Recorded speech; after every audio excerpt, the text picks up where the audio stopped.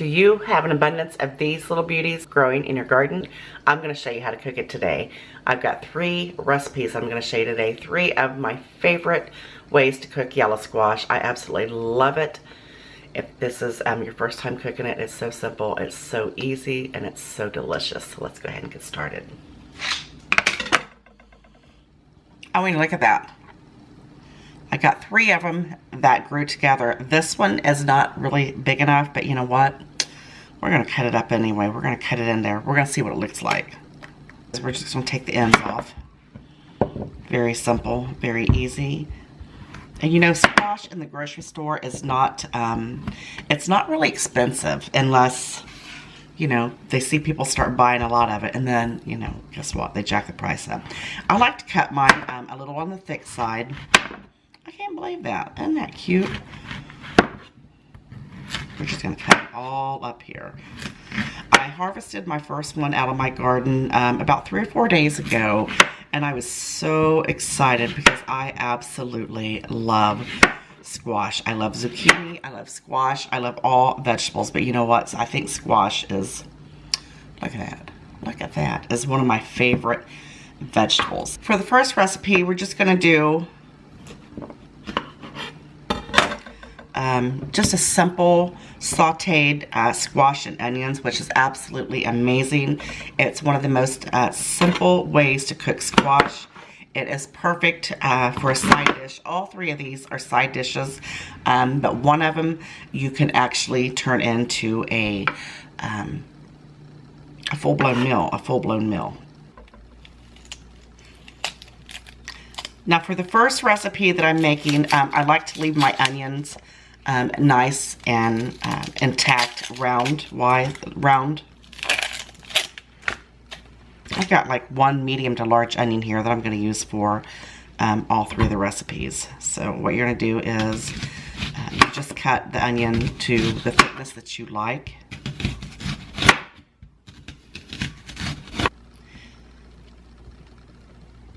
And then you just break it apart. Just like that. This is going to be recipe number 1 and 2. Stay with me, guys, and this is going to be for recipe number 3. For the first recipe that we're going to be doing today, it's just a very simple sauteed squash and onions. It is absolutely amazing. I love this. So simple and so easy. I like to use a little bit of olive oil and a little pat of butter. If you prefer just use the olive oil, you go right ahead. So I'm going to let that melt in there. I got it on about medium. Oh, left the paper on it. I just cut my squash in like little half moons. I left them just a little bit thick because that's the way I like them. I like to get a nice bite with them. And then I cut my onions and just left it in like rings. So what you're going to do is, once your pan heats up a little bit, you just throw those right in the pan.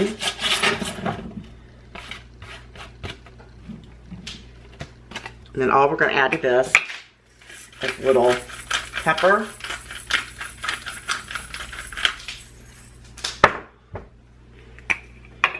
A little salt.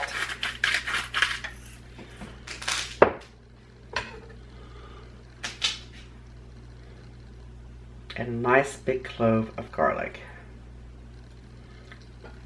So good. Now that we finally got the pan heated up, we're going to let the squash just hang out there for just a couple minutes before we start turning it. After just a couple minutes, go ahead and just flip them over, just like we were frying potatoes. Oh, they smell so good.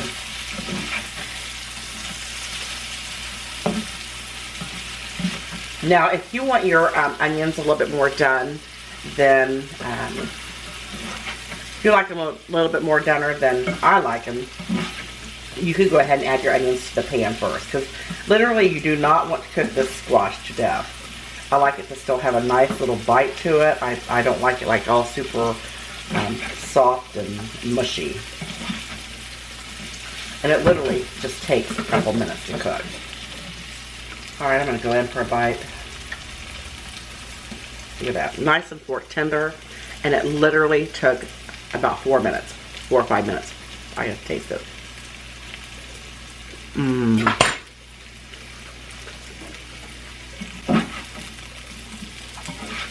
That is delicious. Now that you know how to make a tasty, simple, and easy sauteed onions and squash side dish, we're gonna build on this. And then I'm gonna show you recipe number 2. Now for the second recipe, we're using the same squash that we have here. And all I'm gonna do is add in a can of the whole tomatoes. We're gonna make a stewed tomato and squash recipe out of these squash that I've already started here. And what I like to do is take them with my fingers and just break the tomatoes up. If you wanted to use the petite dice, you certainly could, but for me, for some reason, the whole tomatoes, I just like them so much better. So much better. I like the texture of them. Now, if you don't want to break them up with your fingers, you know, your hands are your best kitchen utensil, I'm telling you. Just always got to make sure they're nice and clean. But yeah, just break them up. Give your hands a quick washing. I'm going to go ahead and add the tomato juice that came in with the can. And then we're just going to let these cook for maybe an additional 3 or 4 minutes until the tomatoes are nice and heated through. I'm going to add some minced onions because it's just going to enhance the onion flavor. I love these. I also like to add just a little bit of celery to it, celery seed. Just a little bit, just a pinch. It just enhances the flavors. So good, so good. Now, if you wanted to add some Italian seasoning, you certainly could. Some people like to add a little bit of thyme. I like to just keep it nice and simple, just like this. So good. Then I also like to add a little bit of my favorite soul seasoning. Just gives it a little extra goodness. And you just literally cook these until the tomatoes are nice and hot. Then once they're done, I just like to add a little bit of parsley for color. Now, right before they get done, or right when you're ready to take them off, just go ahead and add a little bit of freshly grated Parmesan cheese and a little parsley. Go ahead and give this a taste. Although I know how it's going to taste already. Love this stuff.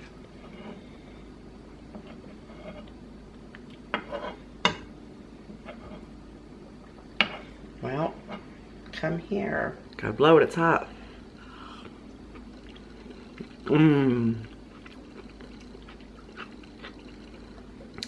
I love that. Let me tell you something else. I'm going to actually give you 4 recipes. Once you get your stewed squash and tomatoes cooked, you can cook you some pasta, put it over that, or some rice and put it over rice. One of my favorite things to put it over is rice, and it makes a complete meal. Now, the third squash recipe that I'm going to share with you today is, it's actually my 150% favorite. Number 1, it's delicious, and it's so good. It's like the southern fried squash. It is so I love this. I love this. And the second reason is because this is the way my mom used to always make it, and good memories for me. So she made it. It was so good. It was always so delicious. I love it. So simple, so easy. Now remember, we cubed, for this third recipe for squash, we cubed the squash up, and we just like down the bowl. I'm gonna add, instead of adding regular salt to this, I'm gonna add some onion salt, just because I want a little bit more onion effect to this. You know, is that onion salt? Yeah. I want to have a little bit more oniony flavor. You know, the onions, say it with me, just a texture.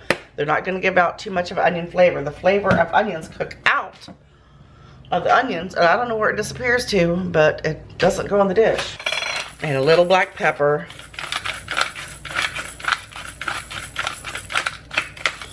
Or a lot. And then just, you got to make sure that you throw your black pepper in there like that.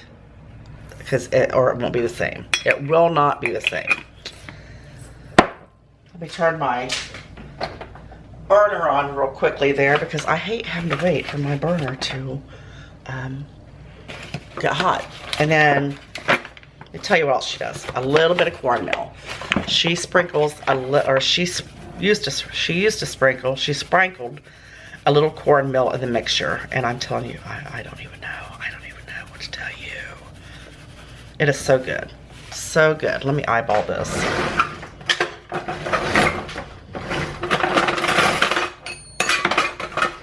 Somebody needs to clean that out. And what that's going to do is that's going to create maybe a little bit more a nice little little goodie, a little crunchy. It's so good. I'm going to put just a tablespoon or 2 of water in here. Just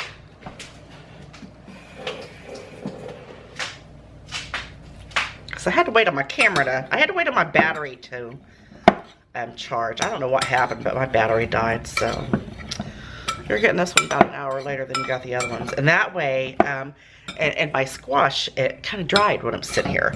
But that's going to ensure that, you know, that cornmeal sticks to that.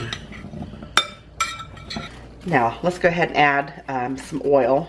I wonder if I got one open. Let me look.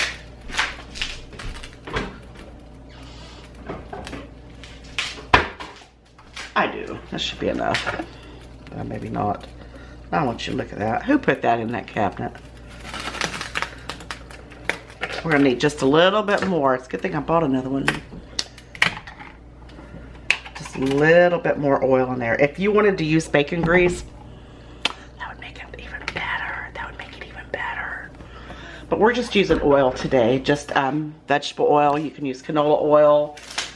You know, any type of oil you want to use. So we're going to let this pan get nice and hot. Just going to toss this right in there.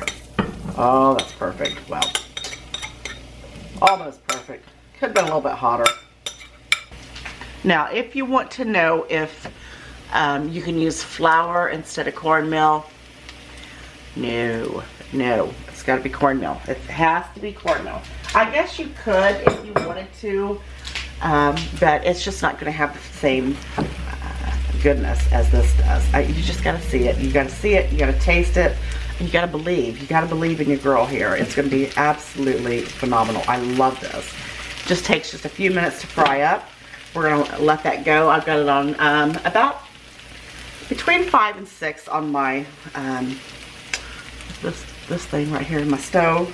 And we're just going to let it go. Going to hang out here for about 2 or 3, 4 minutes until it starts getting nice and crusty on the bottom. And then we're going to kind of stir it around. This has been going about 3 or 4 minutes. Let's take a look at it.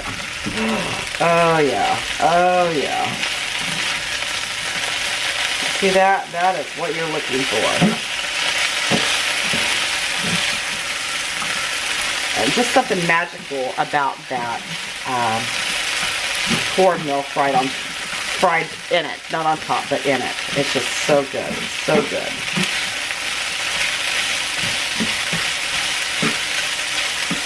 Get it all flipped over.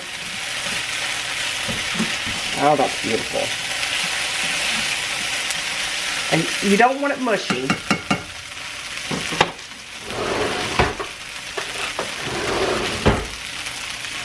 You just want it done to perfection. Yeah, I gotta go in for a bite now. I can't wait.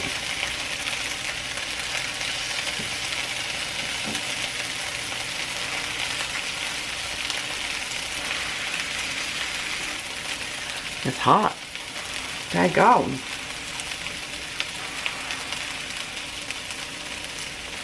Oh my.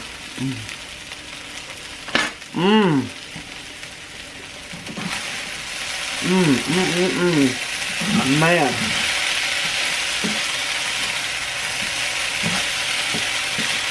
Alright, that's perfect. See, it literally didn't take long at all.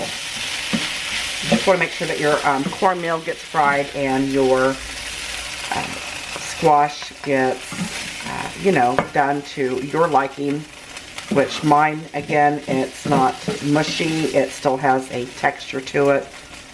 I'm not gonna lie. I'm probably gonna eat every bit of this. This is my favorite. Look at that. Perfect. All right, guys, let's wrap this up because I'm ready to go eat.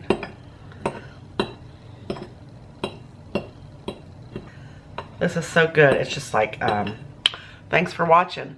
Bye. I'm just kidding. I wouldn't do that to you. Super hot.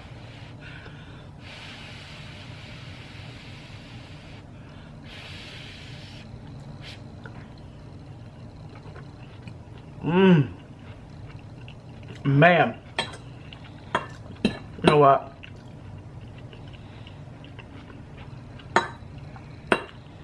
That is so good. So good. I'm going to take one more bite for you. And then...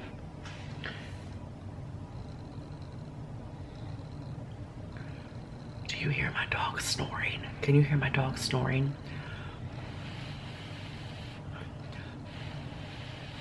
I think it's getting nap time. For both those. So good.